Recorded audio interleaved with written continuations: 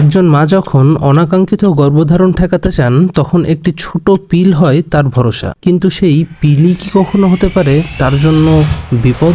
ভিডিওটি শেষ পর্যন্ত দেখুন, কারণ এই পিল সম্পর্কে জানাটা হতে পারে আপনার ভবিষ্যতের নিরাপত্তা। অনেক নারী জন্ম নিয়ন্ত্রণ পিল খেয়ে থাকেন বার্থ কন্ট্রোল, রেগুলারাইজ মেনস্ট্রুয়েশন, এমনকি পিম্পলস কমানোর জন্য। এটা সহজ, কম খরচে এবং অনেকের জন্য কার্যকর। তবে এই সব সুবিধার পেছনে লুকিয়ে আছে কিছু ঝুঁকি যা অনেকেই জানেন না। জন্ম নিয়ন্ত্রণ পিল মানেই হরমোন, এবং এই হরমোন আপনার শরীরের ভারসাম্যে অনেক বড় প্রভাব ফেলতে পারে।